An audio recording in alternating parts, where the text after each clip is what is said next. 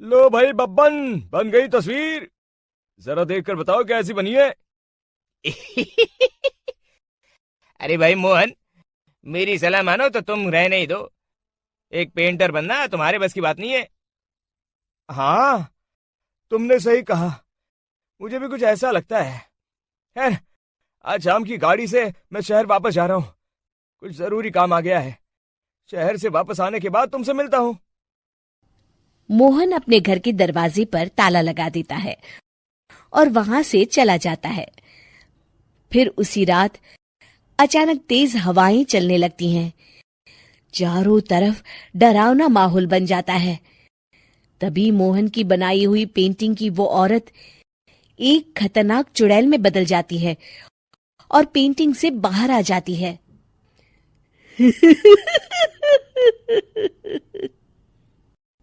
चुड़ैल घर के बाहर चली जाती है। वहीं दूसरी तरफ दो चोर लाला सुखीराम के घर से चोरी करके भाग रहे होते हैं। दोनों भागते भागते गांव के चौराहे के पास पहुंच जाते हैं।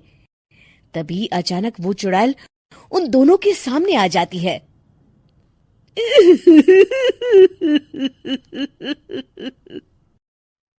अरे मर गया रे! ये चुड़ैल कहाँ से आ गई?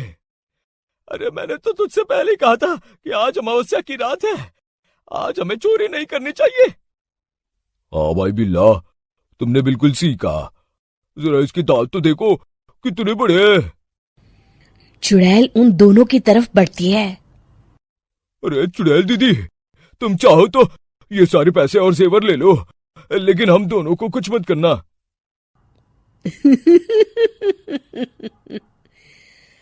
पैसे और जेवर के लालच में तुम इंसान बिकते हो, हम चुड़ैल नहीं। तभी चुड़ैल उन दोनों चोरों को पुतले बना देती है।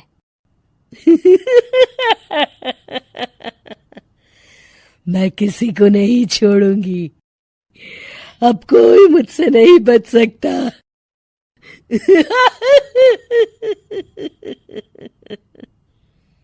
चुड़ैल अपने अगले शिकार की खोज में वहां से चली जाती है। उन तीनों के सामने आकर खड़ी हो जाती है।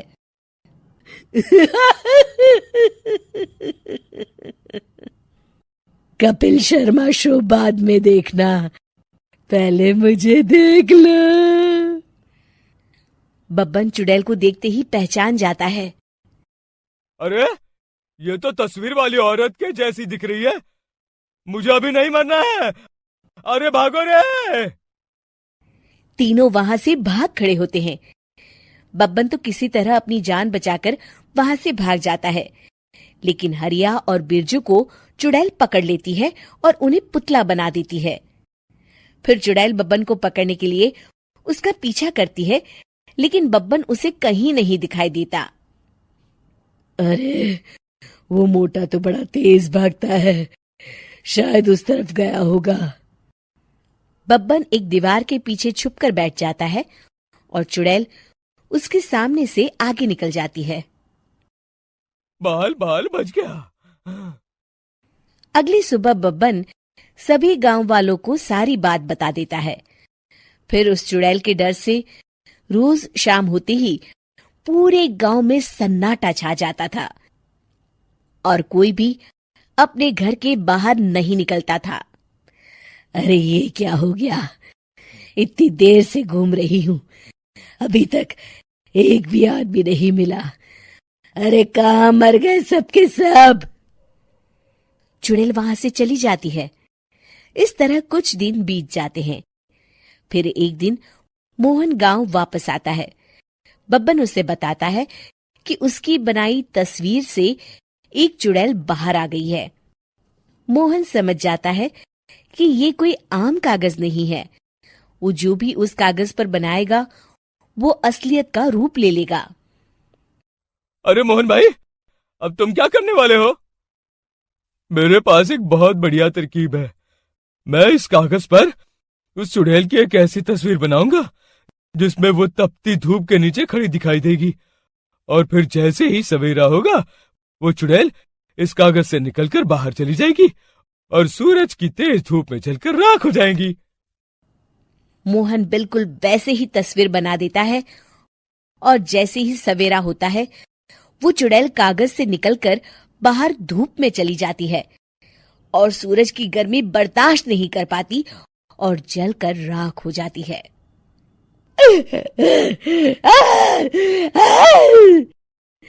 ये मुझे क्या हो रहा है? मैं सूरज की रोशनी बर्दाश्त नहीं कर सकती। मेरा पूरा शरीर जल रहा है।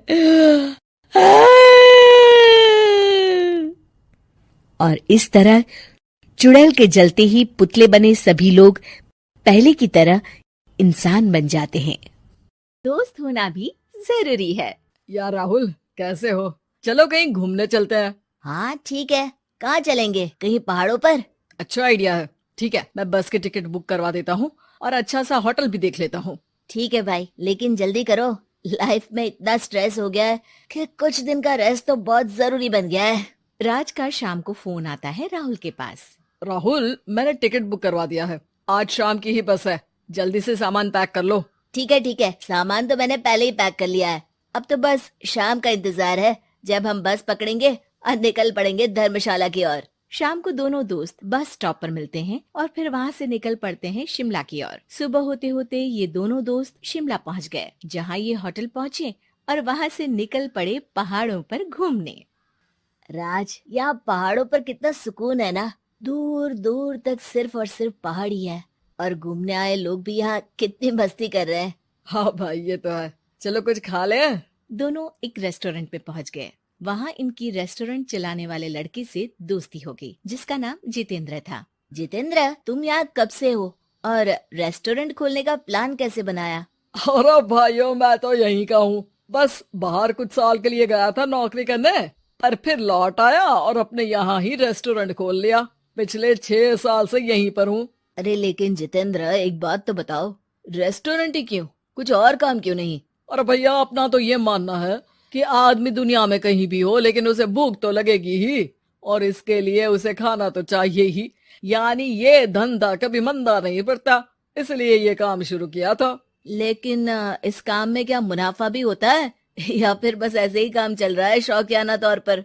अरे क्यों नहीं भैया, काम तो हो ही रहा है और मुनाफा नहीं होता तो ये 10 लोगों का स्टाफ कैसे रख लेता। वैसे आप भी क्यों नहीं इस बिजनेस में हाथ आजमाते हो? हाँ, आइडिया तो अच्छा है, लेकिन हम लोग तो सिर्फ यहाँ घूमने आए हैं और हमारे पास इतने पैसे भी नहीं है। अरे पैसों की चिंता क्यों करते हो? सिर्फ 5 लाख रुपए लगा कर भी आप काम शुरू कर सकते हो। अच्छा, वो कैसे? अरे आप रेस्टोरेंट में मेरे पार्टनर बन जाइए, जो मुनाफा होगा वो आधा आधा बांट लेंगे। राज को ये सुनकर अच्छा तो लगा, लेकिन राहुल को इस ऑफर में कुछ दिक्कत लगी। उसने कोने में ले जाकर राज को समझाना शुरू किया। अरे राज, पागल मत बन। हम सिर्फ यहाँ घूमने आए हैं, ये ऑफर के चक्कर में क्यों पड़ रहे हो? कुछ काम शुरू ही करना होगा तो दिल्ली में शुरू करेंगे, यहाँ शिमला में क्यों? अरे बेवकूफ, दिल्ली में 5 लाख रुपए में कौन सा काम शुरू करेंगे? यहाँ शिमला में इतने कम पैसों में काम शुरू कर लेंगे और 1 साल में मुनाफा लेकर वापस भी चले जाएंगे। ओहो, अरे भाई, तुम्हें जो करना है करो, लेकिन मैं इस बिजनेस में तुम्हारा साथ नहीं दे सकता। याद रखो, हम यहाँ सिर्फ घूमने आए हैं, कोई बिजनेस करने नहीं। और इस जितेंद्र पर वैसे भी मुझे ज्यादा भरोसा नहीं हो रहा है।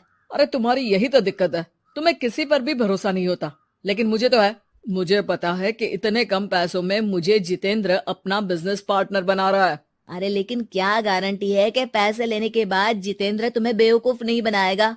अरे मुझे तो है, मैं कुछ नहीं जानता। मुझे सिर्फ ये पता है कि जितेंद्र मेरे बारे में ज्यादा ना जानते हुए भी मुझ पर कितना भरोसा कर रहा है। मुझे तो लग रहा है कि इसके पीछे उसकी मंशा ठीक नहीं है। बाकी तुम्हें जो ठीक लगे वो करो। मैं तो आज शाम की ही बस से वापस जा रहा हूँ।